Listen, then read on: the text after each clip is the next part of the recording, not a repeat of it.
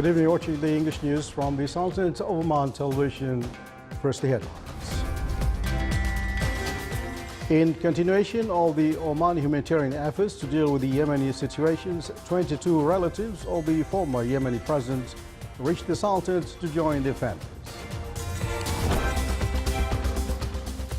And hundreds of protesters demonstrate at Nusayrat refugee camp in Gaza against the U.S. decision, as Palestinian president says he'll no longer accept any U.S. plans for the Middle East peace.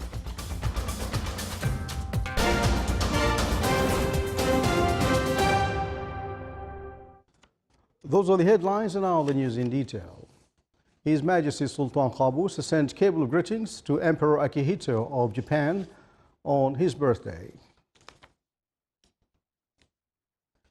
Continuing the Omani humanitarian efforts to deal with the Yemeni situations, and after coordinating with the bodies concerned in Sana'a, 22 relatives of the former Yemeni President Ali Abdullah Saleh reached the Sultanate yesterday to join their families who were residing in the Sultanate since the beginning of the Yemeni crisis.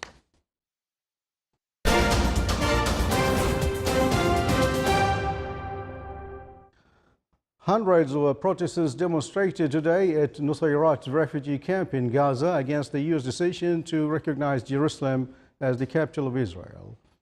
A UN General Assembly resolution yesterday called the U.S. recognition null and void.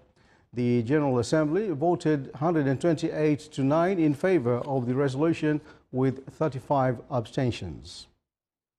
Trump's declaration on December 6th departed from decades of U.S. policy and international consensus that the fate of Jerusalem should be decided through negotiations. Jerusalem lies at the heart of the Israeli-Palestinian conflict. Israel sees the city as its undivided capital. The Palestinians claim East Jerusalem, home to key Muslim, Jewish and Christian holy sites, as their capital. Palestinian President Mahmoud Abbas today said he'll no longer accept any U.S. plans for Middle East peace because of the Trump administration's recognition of Jerusalem as Israel's capital. His comments in Paris follow the UN General Assembly resolution denouncing President Donald Trump's decision. After talks with French President Emmanuel Macron, Abbas urged France and Europe to play a stronger role in peace efforts instead. Macron was careful not to take sides, saying the American mistake was to want to unilaterally manage from afar the situation whose solution is in the hands of the Israelis and Palestinians.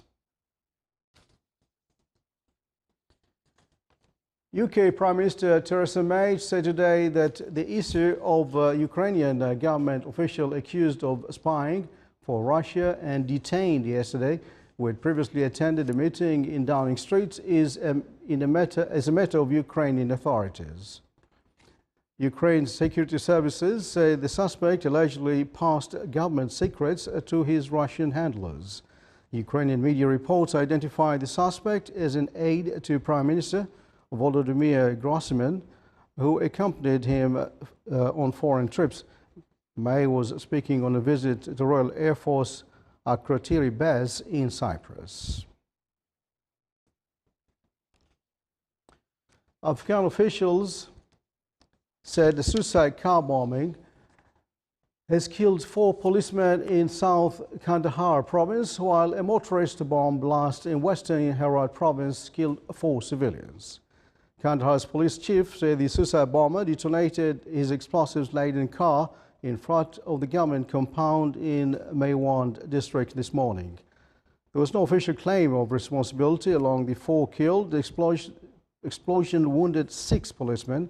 Meanwhile, a spokesman for the provincial police chief in Herat said the motorcycle bombing there took place yesterday evening in an area of the city of Herat, the provincial capital. He said along with the 4 civilians killed, 6 were wounded. The Daesh group has claimed responsibility for the attack. British Foreign Secretary Boris Johnson was in Moscow today amid an acute strain in ties between Britain and Russia. Johnson is the first UK Foreign Secretary to visit Russia in more than 5 years, reflecting tensions over Ukraine and other issues. Relations have also been strained by the 2006 poisoning death of ex-Russian spy Alexander Litvinenko. Despite the difference, Johnson stressed the need for the two nations to cooperate on tackling international challenges such as preserving the Iran nuclear deal and dealing with the crisis over North Korea. He said today, at the start of his talks with Russian Foreign Minister Sergei Lavrov, that the two countries should work together for peace and security.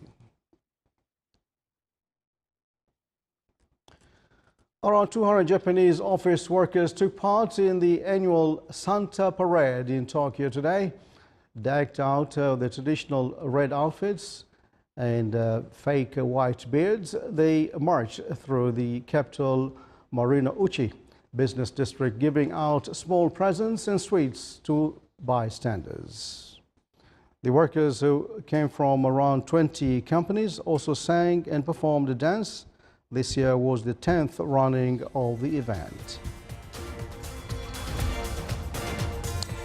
Still to come, our news bulletin. Belt Village is distinguished by its cold weather and natural beauty in the Wilaya Bank. That's coming up.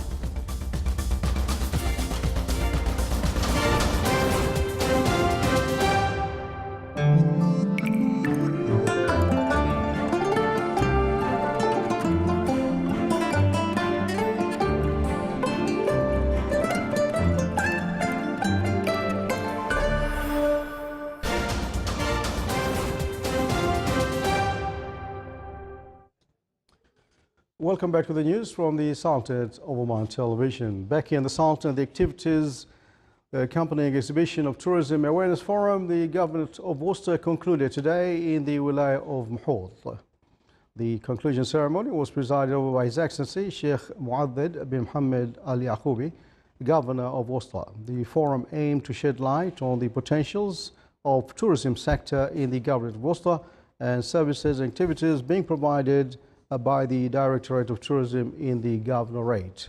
The exhibition showcased some craft industries in the Governorate and some features of the life of the desert. In order to enhance the role of youth in social life through voluntary work, Al-Rahma Association for Maternity and Childhood Care honored more than 100 male and female volunteers. It also honored establishments and companies that contributed in conveying its charitable message to all segments of the society. The honoring ceremony included various activities that highlighted the role of the association and the importance of voluntary work in the society.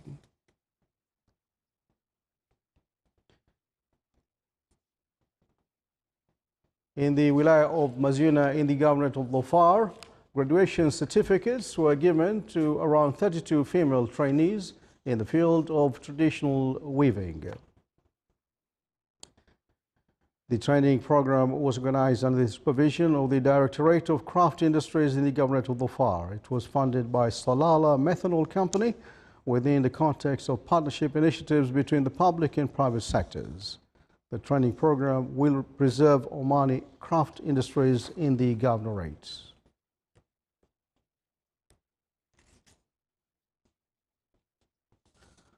Balt village is located in the high mountains area in the Wilaya of Lanq in the Governorate of Dhofar.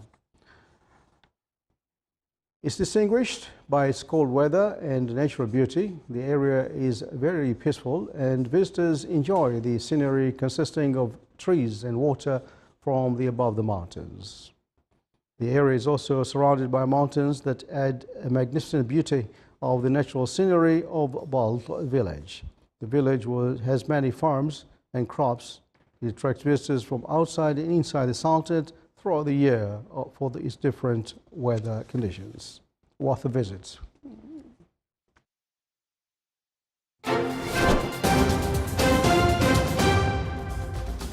Now for the general focus around the Sultanate, clear skies prevail over the Sultanate with chances of low clouds and fog late at night and early morning over the governorate of Wahira and Worcester. Winds will be northerly to northeasterly light to moderate and seas be slight to the maximum wave height of 1 meter.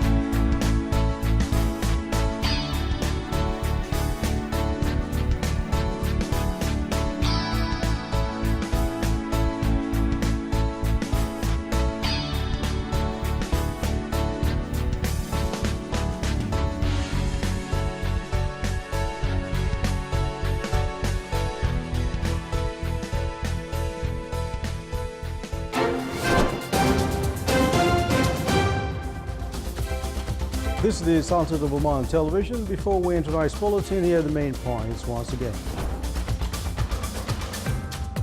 In continuing all the Omani humanitarian efforts to deal with the Yemeni situations, 22 relatives of the former Yemeni president reached the Sultanate to join their families. And hundreds of protesters demonstrate at Nusayrat refugee camp in Gaza against the U.S. decision as Palestinian president says he'll no longer accept any U.S. plans for Middle East peace. And with that, we come to the end of tonight's news bulletin. From all of us here in the newsroom and the studios, have a good weekend. Good night.